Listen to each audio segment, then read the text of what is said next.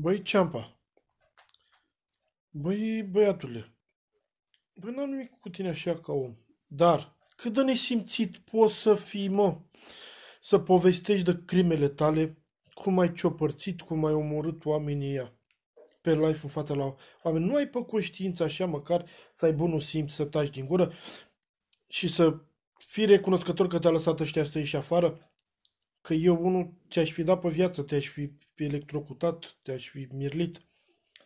După atâția oameni cât ai omorât.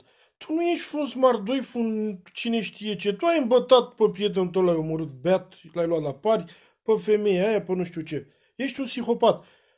Ai noroc că nu dai vreodată mâna ochii cu mine că te rupă genunchi, ai nebunit la cap. Și voi ăștia care promovați ce mă, un criminal, un psihopat, să vă fie rușine. Ați înțeles?